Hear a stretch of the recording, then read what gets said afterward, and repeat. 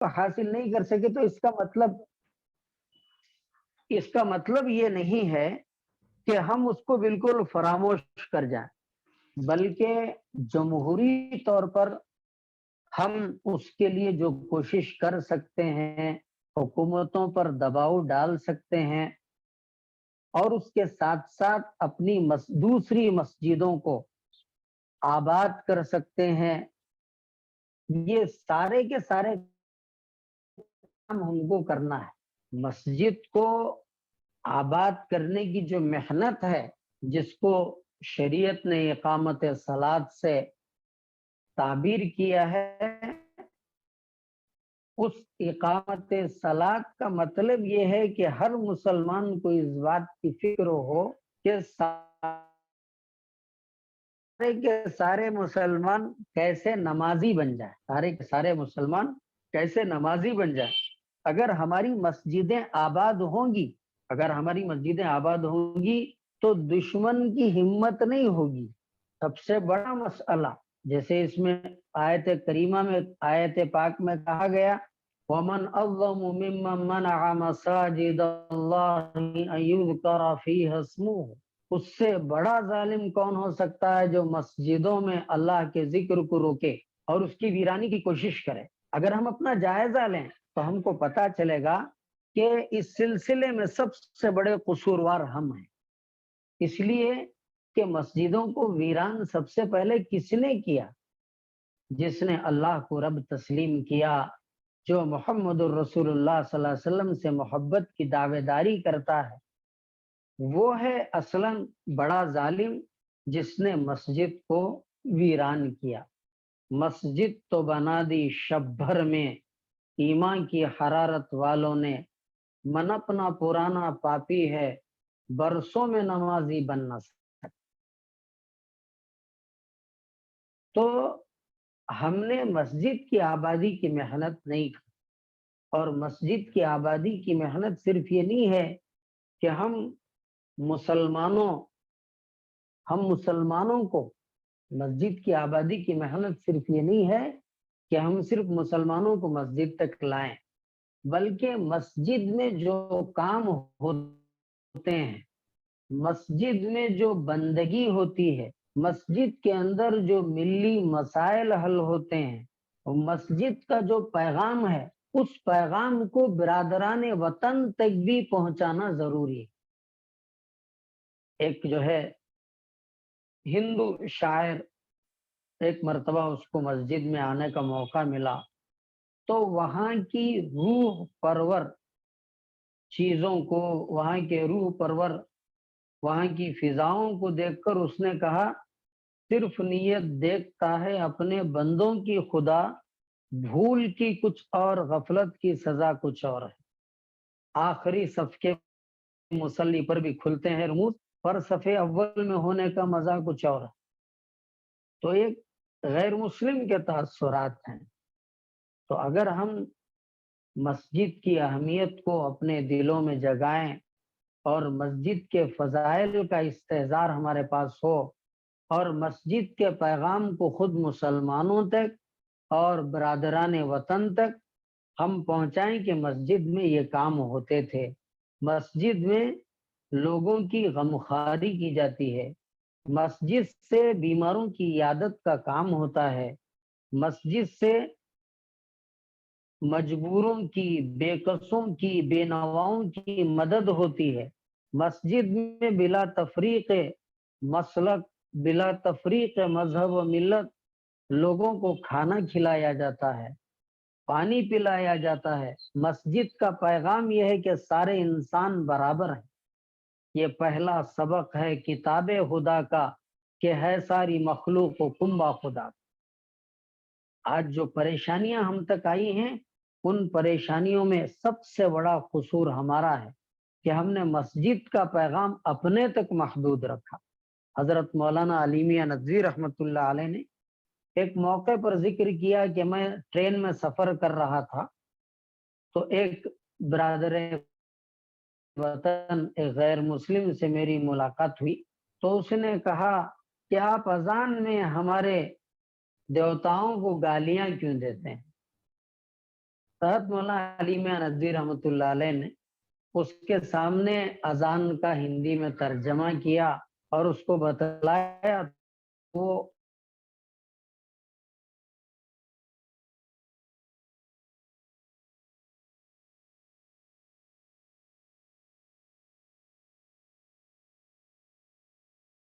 तक अजान का तर्जमा भी नहीं पहुंचा है, इस्लाम की दावत उन तक क्या पहुंचा। तो लिहाजा आज मसाजिद का पैगाम लोगों तक चूंकि नहीं पहुंचा है, जिसकी वजह से आज वो अजान से मुतनफिर है, नमाज से मुतनफिर है, मस्जिद से मुतनफिर है। तो इसलिए हम सब की बहुत बड़ी जिम्मेदारी है कि जहां मस्जिद के फजाइल हैं, उन फजाइल को सिर्फ हम अपने सीने में दफन ना करें, बल्कि इन फजाइल को मुसलमानों तक पहुंचाएं और मस्जिद के इस पैगाम को पूरी इंसानियत तक पहुंचाएं, पूरी इंसानियत तक इसको पहुंचाने की फिक्र करें और अपने अकीदे की बार बार तजदीद करें कि जिस जगह पर मस्जिद बन जाती है क़यामत तक वो मस्जिद रहती है, फर्श से अर्श तक वो मस्जिद कहलाती है। क़यामत जब कायम होगी तो अल्लाह ताला ये सारी जमीनों को उन जगहों से निकाल के जन्नत का हिस्सा बना दे। तो लिहाजा मस्जिद का तक़द्दुस और मस्जिद की अजमत ये हम सब की कोशिशों का हिस्सा होना चाहिए कि सबसे पहले मस्जिदों को सजदों से बसाया जाए, नमाज की पाबंदी की जाए। अब ख़वातीन के लिए इसमें बहुत बड़ा किरदार ये है कि अपने जो महरम मर्द हैं और बालिग बच्चे हैं, उन तमाम को अजान के बाद मस्जिद तक पहुंचाने की अगर ख़वातीन फिक्र करें तो मस्जिद की आबादी में उनका अपना हिस्सा हो जाएगा। इस दौर में चूंकि बहुत सारे जितनी भी मसाजिद है वहां पे आम तौर से ख़वातीन वगैरह की नमाज पढ़ने का जो है नज़्म नहीं है। ये सब मसाइल अपनी जगह हैं, लेकिन मस्जिदों को जो मर्द आबाद कर रहे हैं उन मर्दों को की हौसला अफजाई करके मस्जिद तक पहुंचाने का काम बहुत बेहतर अंदाज से ख़वातीन कर सकती है। फजर में उठा के उनको मस्जिद रवाना कर दिया और नमाज के औकात में अजान के बाद फौरी तौर पर उनको अगर मस्जिद की तरफ रवाना कर दिया तो मस्जिदों की आबादी का काम हो सकता है। और मस्जिद तक दावत देने के लिए जो भी तंजीमें, जो भी जमातें हमारे पास काम कर रही हैं, उनमें जितना हम वक्त दे सकते हैं, अगर उनके साथ मिलजुल कर रोजाना लोगों को नमाज की दावत दें, बल्कि और हमारी थोड़ी हिम्मत बढ़ गई तो सुबह से लेकर शाम तक जो भी मुसलमान मिले उससे गुजारिश करें, और अगर वो नमाज का थोड़ा थोड़ा पाबंद है तो इस अंदाज से गुजारिश करें, हम सब मिलके मस्जिदों को आबाद करते रहेंगे और मस्जिदों में नमाज पढ़ते रहेंगे तो मस्जिदें आबाद रहेंगी, मस्जिदें दुआएं देगी। और मस्जिद अगर कायम है, मस्जिद के अंदर नमाज का निज़ाम कायम है, वहां से तालीम कुरान का निज़ाम कायम है, तालीम बनीन व बनात का निज़ाम कायम है और तालीम बालिगान का निज़ाम कायम है, तो हमारे माशरे में लोग दीन से जुड़ते जाएंगे, अपनी दुनिया भी संवार लेंगे, आखिरत भी संवार लेंगे। इस तरह का पैगाम इंसानों तक पहुंचेगा। अब हमें जरूरत इस बात की ज्यादा नहीं है कि हम हर मामले में सिर्फ जो चीजें जो गफलतें हमसे हो गई या जो चीजें हमसे छिन गई उनके गम में हम हाथ पर हाथ धरे बैठ जाएं।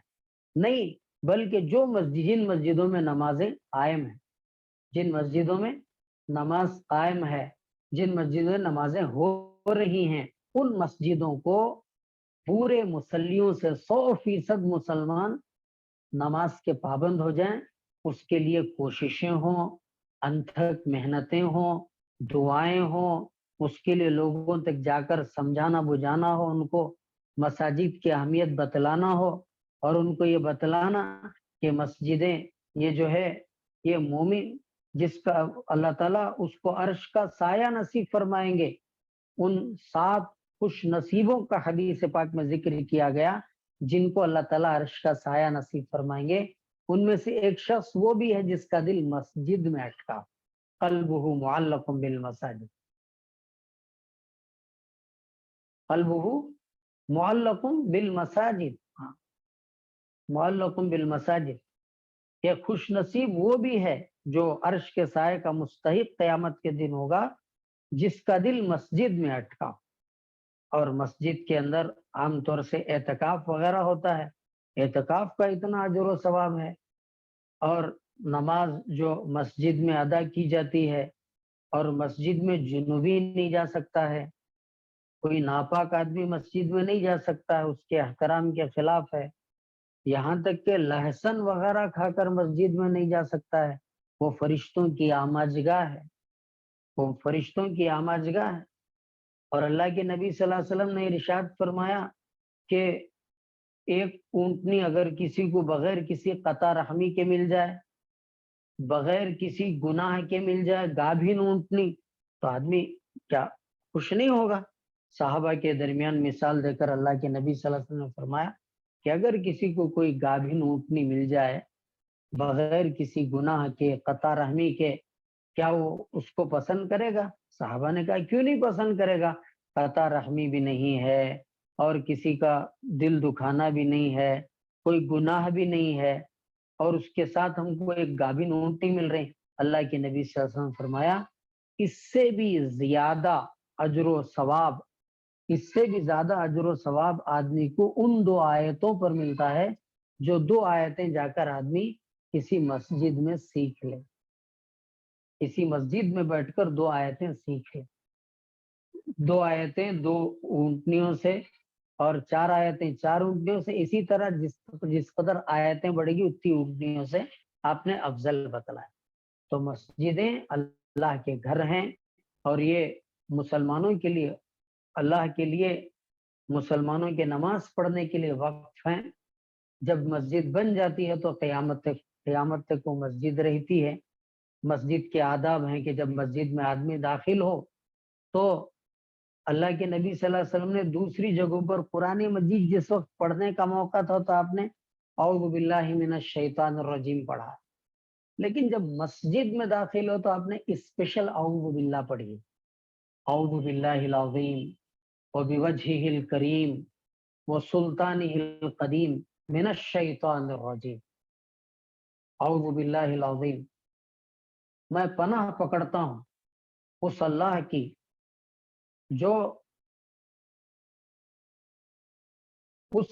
میں پناہ پکڑتا ہوں، اعوذ باللہ العظیم وبوجہہ الکریم، جو بہت عظیم ہے، اور اس کے اس نورانی چہرے کی پناہ پکڑتا ہوں، وسلطانہ القدیم، اور اس کی پرانی مضبوط پکڑ کی پناہ پکڑتا ہوں، سلطانہ القدیم من الشیطان الرجیم، من الشیطان الرجیم، شیطان مردود سے. یعنی اللہ کے 3 صفاتی نام اور چیزیں ذکر فرمائیں گے. اعوذ باللہ العظیم، اس اللہ کی پناہ پکڑتا ہوں جو بہت ہی بلند ہے، بالا ہے. وبوجہہ الکریم، اور اس کے نورانی اور داتا چہرے کی پناہ پکڑتا ہوں، اور اس کی مضبوط گرفت کی جو پرانی گرفت ہے مخلوقات پر، اس کی پناہ پکڑتا ہوں. کس سے؟ شیطان مردود سے. یعنی مسجد میں داخل ہو رہا ہے، کائنات کی جو جگہیں ہیں ان جگہوں میں سب سے بہتر جگہ آدمی داخل ہو رہا ہے. لیکن اس موقع پر اللہ کے نبی صلی اللہ علیہ وسلم نے امت کو یہ تعلیم فرمائی، تلقین فرمائی کہ دیکھو کس طرح مضبوط شیطانی وساوس سے بچاتے ہوئے مسجد کے اندر داخل ہونا، تاکہ مسجد کا احترام پامال نہ ہو، مسجد کا تقدس پامال نہ ہو، وہاں پر دنیا کی باتیں نہ ہو، وہاں پر بغیر اعتکاف کی نیت سے کھانا پینا نہ ہو، سونا نہ ہو، وہاں پر بے ضرورت باتیں نہ ہو، وہاں پر شور اور شغب نہ ہو، بلکہ دین کی باتیں ہوں، اللہ کا ذکر ہو، تلاوت ہو. ہاں، جاہلیت میں کیا ہوا کہ بیت اللہ جو اللہ کا سب سے باعظمت گھر ہے، وہاں پہ جاہلیت میں یہ ہوا جب تعلیم اسلام کی تعلیمات جب اسلام کی تعلیمات اسلام کی تعلیمات جب وہاں پہ اسلام کی تعلیمات جب وہاں پر نہیں تھی، جاہلیت تھی، اور دیگر پرانے انبیاء علیہ الصلوۃ والسلام کی تعلیمات بھی مٹ گئی تھی، تعلیمات مٹ گئی تھی اس موقع پر وہاں پر سیٹیاں شور مچاتے تھے، سیٹیاں بجاتے تھے، شور مچاتے تھے، سیٹیاں بجاتے تھے، ہاں سیٹیاں بجاتے تھے، شور مچاتے تھے۔ تو اسلام نے بتلایا کہ مسجد شور و شغب کی مقام و تصدیہ کہا گیا ہے کہ وہاں پہ شور مچانا نہیں ہے، سیٹیاں بجانا نہیں، وہ ذکر اللہ کی جگہ ہے۔ ایک صحابی رضی اللہ تعالیٰ مسجد میں آ کر انہوں نے ضرورت سے وہ فارغ ہوئے تو اللہ کے نبی صلی اللہ علیہ وسلم کو سمجھا کہ یہ ذکر کی جگہ ہے، تلاوت کی جگہ ہے، نماز پڑھنے کی جگہ ہے، اللہ کو منانے کی جگہ ہے، اور دین کی باتیں سیکھنے اور سکھانے کی جگہ ہے۔ تو لہٰذا مسجدوں کا احترام ہر ایمان والے کے دل میں ہونا چاہیے، اور احترام دل میں بھی ہو، اور ساتھ ہی ساتھ اس کے احترام کو قائم رکھنے والی جو چیزیں ہیں جس میں نماز کا قائم کرنا ہے، اوقات کی حفاظت ہے، نماز با جماعت ہے، ان تمام چیزوں کا خوب اہتمام ہو۔ مسجد میں زیادہ سے زیادہ وقت آدمی گزارے، مسجد کے اندر آدمی تلاوت کرے، مسجد کے اندر آدمی تلاوت کرے اور دین کی باتیں سیکھے، سیکھنا سکھانا ہو۔ ان تمام چیزوں کے ذریعے سے مسجد کی حرمتیں باقی رہیں گی اور ہم اپنی مسجدوں کی حفاظت کر سکیں گے۔ مسجدیں مرثیہ خواہ ہیں، مسجدیں مرثیہ خواہ ہیں کہ نمازی نہ رہے، یعنی وہ صاحب اوصاف حجازی نہ رہے۔ تو آج مسجدیں مرثیہ خواہ ہیں کہ آج کوئی مصلی نہیں ہے۔ ہماری گنجان آبادی جہاں پر 80% ہماری آبادی ہے، وہاں کی بعض مساجد کے ائمہ اور مؤذنین سے یہ شکایت ہم نے سنی اور یہ مشاہدہ ہوا کہ وہاں کی بعض مساجد میں فجر کی جماعت قائم کرنے کے لیے امام اور مؤذن کو عشاء کے وقت گشت کرنی پڑتی ہے کہ بھائی صاحب آپ آ گئے تو ہماری جماعت کی نماز ہو جاتی، ایک دو مصلی آ گئے ہماری مسجد میں تو فجر کی جماعت ہو جائے گی۔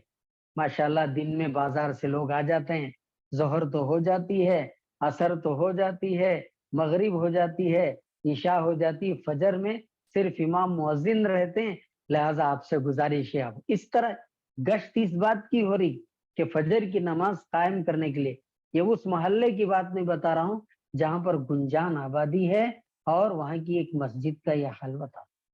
تو اس لیے مسجدوں کو جو ویران کرنے کے جو مجرم ہیں، اگر ہم اپنے گریبان میں جھانک کر دیکھنے کی بات ہے کہ ہم سے بڑا قصور ہوا ہے، ہم سے بہت زیادہ قصور ہوا ہے مسجدوں کی آبادی کے تعلق سے، اس کی حرمت کو پامال کرنے کے تعلق سے۔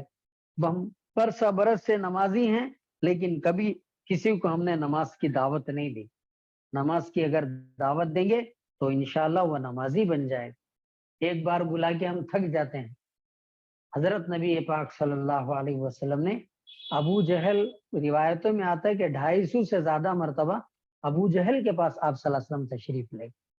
تو لہٰذا مساجد کی جو حرمت ہے، وہ تقدس ہے، اس کا جو سب سے مسجد کی جو سب سے زیادہ اس کے تقدس اور اس کی حرمت کا پاس و لحاظ رکھنا ہے، وہ نماز کا قائم کرنا ہے، نماز کی دعوت دینا ہے، اپنی ذات سے اس کا پابند ہونا ہے، جیسا کہ قرآن مجید میں کہا گیا وَأْمُرْ أَهْلَكَ بِالصَّلَاةِ وَاصْطَبِرْ عَلَيْهَا۔ اے نبی صلی اللہ علیہ وسلم اپنے گھر والوں کو نماز کا حکم دیجئے، آپ بھی اس پر جمے رہیے۔ لا نسألك رزقا والعاقبۃ للتقوى، ہم آپ سے روزی کموانا نہیں چاہتے، روزی تو ہم آپ کو دیں گے، اور بہتر انجام تو ان لوگوں کا ہے جو تقوی کی زندگی اختیار کرتے ہیں۔ تو لہٰذا مساجد جو بھی ہماری اس وقت موجود ہیں، ان مساجد کا آباد کرنا ہر ایمان والے کی ذمہ داری ہے۔ مسجد میں اپنے اوقات گزارے، نمازوں کی جماعت کے ساتھ پابندی کرے، اپنے محارم کو وہاں پہ پہنچائے، اور دنیا کے اذان ہو جانے کے بعد دنیا کا کوئی ہم دوسرا کام نہ کریں۔ نماز کی پابندی اور نماز باجماعت کی پابندی، اللہ کے نبی صلی اللہ علیہ وسلم سے پوچھا گیا کہ سب سے بہتر عمل کیا ہے؟ آپ نے فرمایا کہ اپنے اوقات پر نمازیں ادا کرنا۔ اول وقت میں نماز کا ادا کرنا یہ سب سے زیادہ افضل عمل ہے۔ اس لیے اذان کے بعد کبھی بھی ہم دوسرا کوئی کام نہ کریں سوائے نماز کی تیاری کے۔ اگر نماز کی تیاری کے بعد اگر ہم نے نماز کی تیاری کے بعد اذان کے بعد نماز کی تیاری کے علاوہ کوئی دوسرا اگر ہم نے کام کیا تو بہت بڑا خطرہ ہے نماز کے چھوٹنے کا۔ اس لیے یہ تجربے کی بات ہے کہ اذان ہونے کے بعد چاہے وہ مرد ہو خواتین گھروں میں، مرد مسجدوں میں، کوشش کریں کہ نماز کی تیاری کر کے فوراً نماز کی طرف۔ نماز سے بڑا کوئی کام نہیں۔ سیدنا عمر رضی اللہ تعالیٰ عنہ کا قول ہے کہ جس نے نماز کو ضائع کر دیا وہ اپنے دوسرے کاموں کو اور زیادہ چوپٹ کرنے والا ہے، وہ دوسرا کوئی اچھا کام کر ہی نہیں سکتا ہے۔ من ضیعھا فہو اضیع لغیرہ، من ضیعھا فہو اضیع لغیرہ۔